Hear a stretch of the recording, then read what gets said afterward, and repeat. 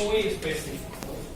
Existe um antígeno, que é o P-ANCA. Esse é um antígeno ligado à presença de neutrófilos. O P-ANCA tem alguns elementos que têm visto muito marcado no paciente com colisão ulcerativa. Por exemplo, a presença do antígeno P-ANCA em níveis muito elevados a nível sérico. O P-ANCA não é específico, somente um antígeno leucocitário ligado aos neutrófilos.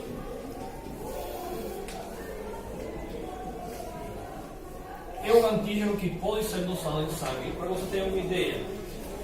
O que é interessante? Porque você viu que no paciente com colite ulcerativa, com todos os sintomas de colites, podemos solicitar um estudo de P-ANCA. Mas o que é o P-ANCA? O P-ANCA vai ser quantificado, nos determina um valor relativo para o P-ANCA e vemos várias cifras muito elevadas a nível hematológico no paciente com colite ulcerativa. O que faz o P-ANCA? O P-ANCA simplesmente determina, provavelmente, migração leucocitária relacionada a neutrófilos. São os neutrófilos, principalmente, os que vemos relacionados com a resposta leucocitária a nível do paciente com colite ulcerativa, mediando essa resposta inflamatória. Tá?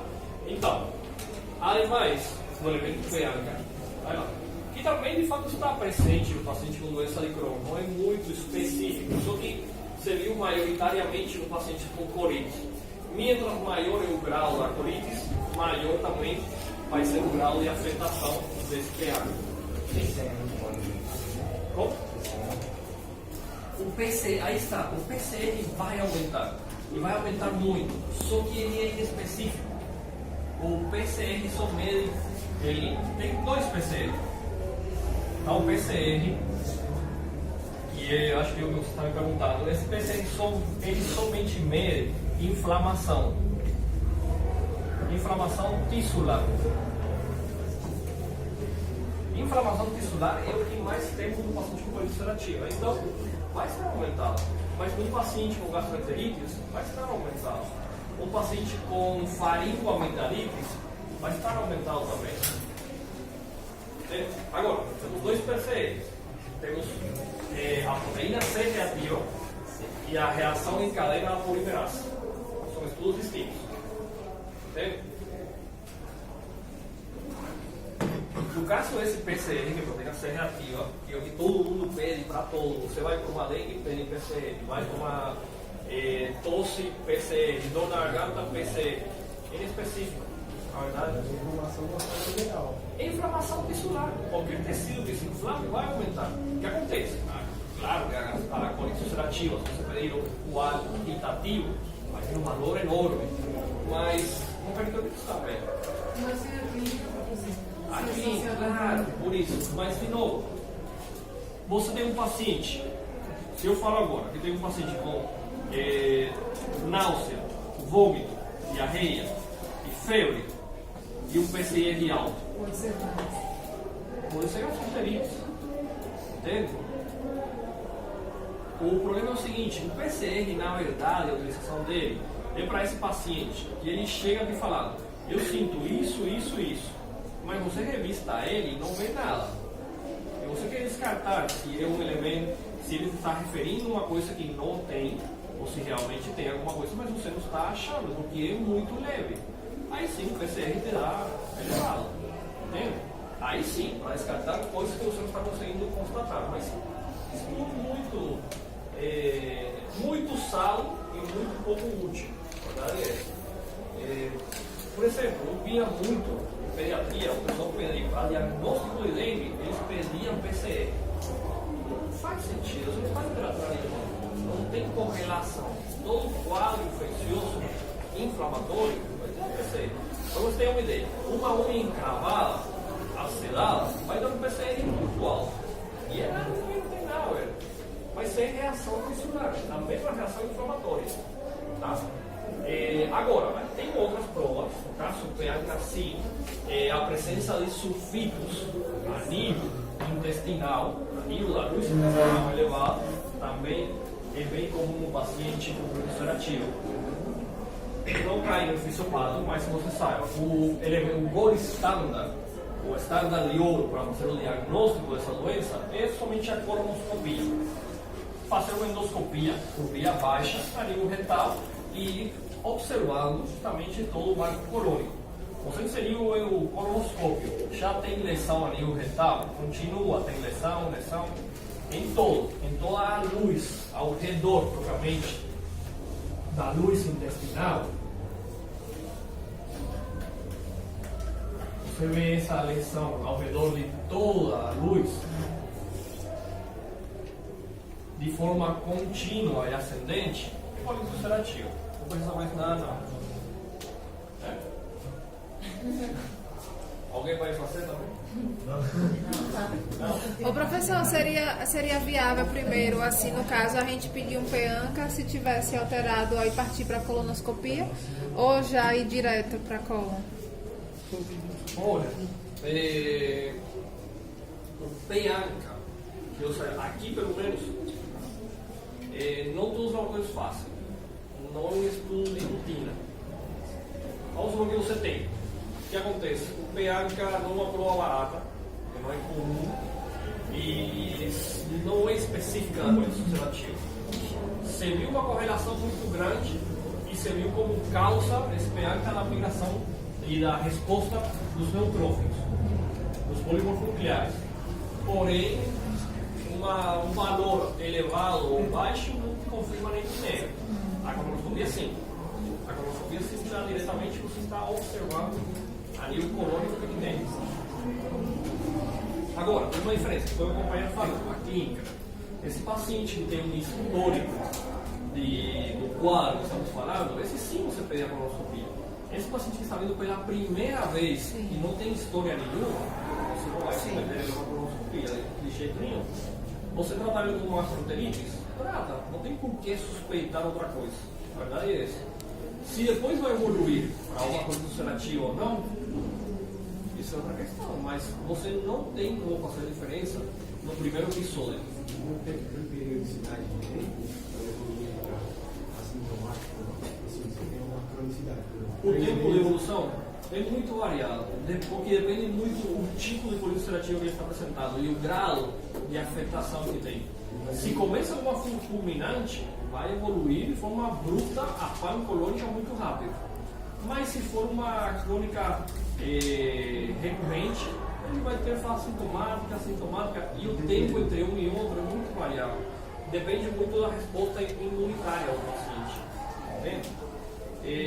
Porque, por exemplo, aqui não vemos, no caso, um paciente com intolerância à lactose, que ele se alimenta de lácteos, bebe lácteos e desencadeia o quadro. Entende? Não tem essa correlação. Vemos que o paciente vai progredindo, vai piorando, depois melhora, piora, e não tem uma correlação direta com os alimentos. Ou o paciente com intolerância ao glúten, e é diário. Ele se alimenta e diariamente tem quadro. Tá? Por isso é importante a relação com os alimentos. Se tem relação ou se não tem relação. Nesse caso é a falta de relação. Entende?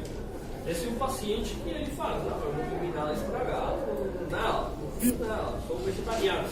Porém, ele está preocupado. Aí sim você vai pensar. Agora, na doença de Crohn, vamos fazer uma diferença. Falamos que a colite ulcerativa era uma doença autoimune. A doença de Crohn, geralmente, acho que o Mission se chamava de autoimune, porém, a doença de Crohn, na verdade, é imunorrelacionada. É um pouco distinto. A colite ulcerativa tem duas teorias. Se fala que uma das causas poderia ser a correlação com o elemento agressor e gerar uma resposta imunitária exacerbada, ou a que se considera mais atualmente, que de fato é que considera o Harrison, que o paciente desencadeia de forma súbita, sem nenhum elemento antigênico, certo? Ele simplesmente autoimunitariamente começou a gerar a lesão a nível intestinal. O paciente com doença de Crohn, ele precisa ter um elemento infeccioso. Ele tem um elemento infeccioso, simplesmente contraiu uma bactéria, um quadro viral, e ele criou uma resposta imunitária. Mas o que acontece? A resposta imunitária gera a defesa com o elemento agressor, com o nosso elemento antigênico, responde imunitariamente, porém essa resposta imunitária cria uma hipersensibilidade e começa a se expandir e começa a aumentar a agressão, o grau da agressão. Já não do elemento agressor, senão de nossa resposta imunitária, certo? Agora, parece muito parecido. A diferença é que na doença de Crohn você precisa um elemento antigênico agressor. Na colite ulcerativa, teoricamente, não. Por isso a colite ulcerativa é autoimune, mientras que a doença de Crohn é imunorrelacionada. Entende? Professor, no Sim. caso da doença de Crohn, o que acontece é que quando é afetado por um agente agressor, uma bactéria, Sim. aí gera o anticorpo. O que acontece é que esse anticorpo ele vai contra essa bactéria, mas também começa a afetar o organismo. Exatamente. Meio parecido que víamos, lembra no Guillain-Barré? Sim. Só que no Guillain-Barré ele ataca a bactéria, depois que a bactéria já morreu, que já acabou o problema, ele vai e sem nenhum motivo ataca do outro lado. É tipo um efeito colateral de medicamento.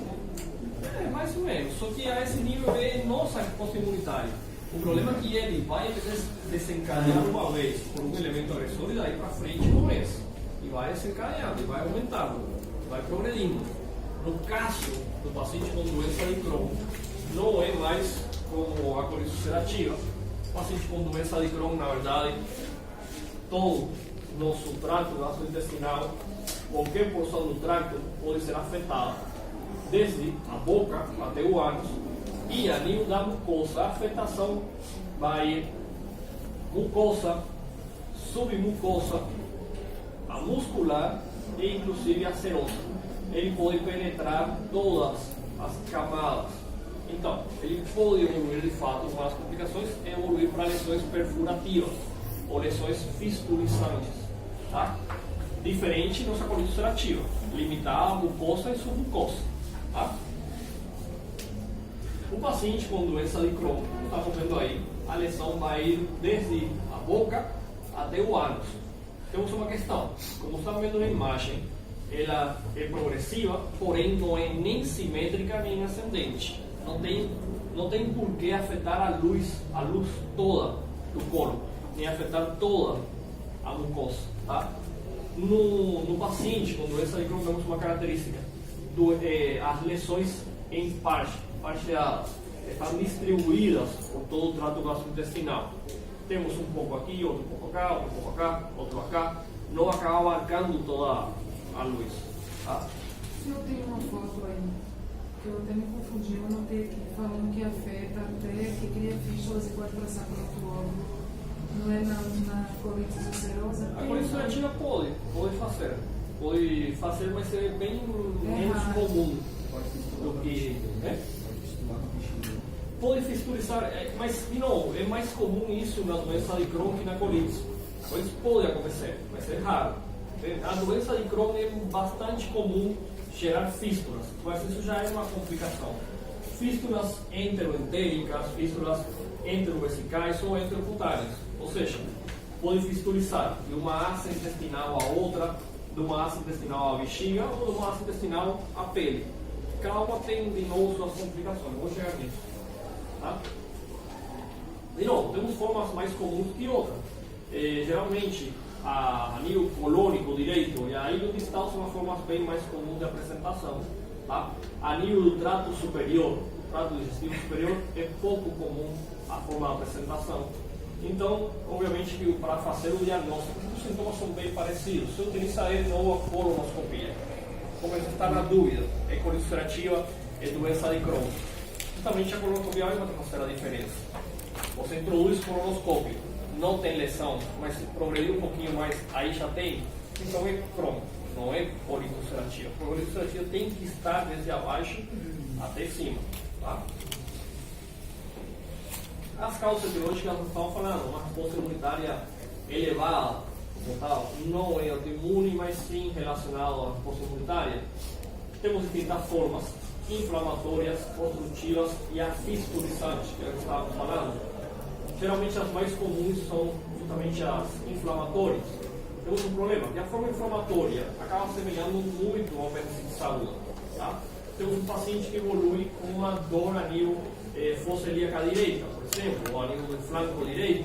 Então, a suspeita da possibilidade de que isso seja uma apendicite bem marcada. Agora, um paciente que já tem uma história prévia de quadros semelhantes, aí já começa a ser um pouco menos comum. Temos um probleminha, vocês devem ter já escutado, vocês devem ter dado na sala de conversa cirúrgica. O paciente com apendicite, você opera, tira o apêndice sem importar a característica que tem esse apêndice. Por quê? Porque no momento que você faz a incisão, você já vai, o próximo médico que tem encontro de um quadro semelhante a esse, vai achar que ali não tem apêndice, já foi tirado. Então, jamais operar, procurar o apêndice é normal, então deixo. Não, já chegou até aí, o apêndice é normal, aparentemente macroscopicamente, então tira, não importa. Manda para a anatomia patológica. A anatomia patológica pode sair muitas coisas. Podem sair esse tipo de lesões, podem sair tumores de apêndice, que evoluem com a mesma sintomatologia, mas são um pouco frequentes. Tá? Ou pode ter simplesmente mudanças inflamatórias microscópicas ainda. Nesse caso aí, o senhor falou que não dá para distinguir quando é no mínimo a inflamação, a gente não consegue distinguir se é apendicite é não é impossível distinguir, são muito parecidas. São muito parecidas. É aquele caso que a pessoa abre e já abriu e tira o apêndice. Não, é o seguinte, por regramento cirúrgico, quando você tem uma suspeita, nesse caso, de um abdômen agudo cirúrgico de origem apendicular, a gente já deve ter falado sobre isso na cirurgia cirúrgica, você vai, opera o paciente, mas você vê, se você vê que o problema é apêndice, você tira, pronto, acabou o problema. Mas você entra e vê um apêndice normal, igual você tem que tirar esse apêndice, pode deixar aí. Você fica com a ferida cirúrgica, Porque já fica vai com a bater ferida no olho e vai achar que tinha. O dia da manhã que você desenvolver uma doença inflamatória intestinal, aparentemente, os sintomas, ou desenvolver uma dor em fossa ilíaca direita, for no médico, o médico vê que você já tem uma cirurgia feita, ele vai achar tirado. Então não é apendicite. E pode ser sim uma apendicite. E em 12 horas a apendicite virou uma peritonite. Entende? Tempo que você passou fazendo ecografia, passou fazendo prova, peanca, sei lá o que. Entende? Mas de novo, temos muitos elementos para diferenciar. Só que acontece uma coisa. Quando se fala de apendicite, que é o primeiro que vocês falam como elemento característico, a cronologia de Murphy.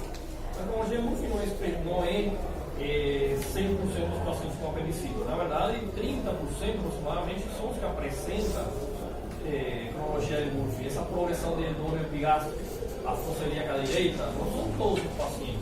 Então, não é um elemento característico. Você pode fazer um score Alvarado, mas de novo, o score Alvarado pode se dar alterado no paciente com doença inflamatória intestinal. Então, tem que ter muito cuidado. Tá? O tempo, a história desse paciente, isso se fala muito. Paciente com sintomas bem parecidos sempre. A quantidade dos seus líquidos, não tem apendicites recorrente. Bom, tem, mas somente quando se faz tratamento antibiótico. Quando é tratamento cirúrgico, não tem. As formas obstrutivas é uma das principais causas de ilho mecânico, ilho paralítico. Um paciente com uma obstrução intestinal, provavelmente vai ser a origem do transtorno da doença de Crohn. Agora, esse é um paciente que evolui um pouco distinto. No paciente com obstrução intestinal, geralmente o que temos é retenção de fezes e gases. Não temos essa quantidade de posições líquidas, 20, 40. Mas o paciente com doença com obstrução intestinal igual tem fases de ejeção. Ele tem fases obstrutivas e fases em que libera de novo o conteúdo gástrico propriamente. Então, vai ficar um pouco intercalado. Mas, de novo, são formas que assemelham, não é propriamente uma obstrução. E as formas fistulizantes, que são uma forma mais graves, geralmente se apresenta com fístulas endometéricas, ou seja, de uma asa intestinal a outra. Geralmente, o grande risco dela é que simplesmente uma asa se quebre, ou seja, a fístula quebre, o conteúdo acaba se liberando a nível da cavidade abdominal. Aí o paciente evolui com uma peritonite. a presença de fístulas, né? A presença de fístulas enterocutâneas, de novo, o mesmo problema, porque ele vai externalizar o conteúdo através da pele. O problema aqui seria, de novo, quebrar essa fístula se rompa. Tá? As fístulas enterovesicais, por outro lado, sim, já é um grande problema, porque aí você tem um paciente que está fissulizando desde o intestino até a bexiga. Estamos passando material fecal o tempo todo para a bexiga. Então, a possibilidade, e de fato vai acontecer, presença de focos sépticos urinários é muito alta. Infecções urinárias recorrentes nesse paciente. Qual é o problema disso? Não é a infecção urinária como tal, senão essa infecção urinária começar a ascender pelo arco urinário.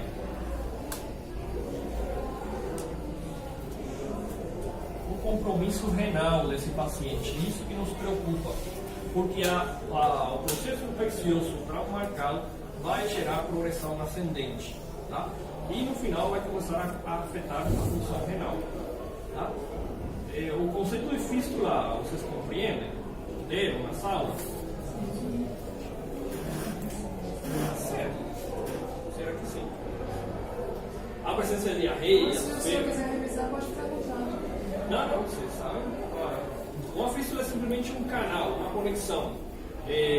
Como tem essas lesões, estamos falando a nível provavelmente da arquitetura intestinal, a presença dessas asas que estão tão conectadas ao processo inflamatório, o processo fibrótico, acaba criando uma conexão, um ponte. E no caso intestinal temos um intercâmbio de material fecal. Isso não vai gerar nenhuma complicação.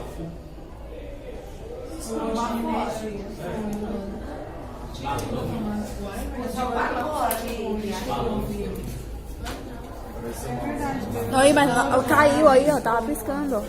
Caiu uma fase.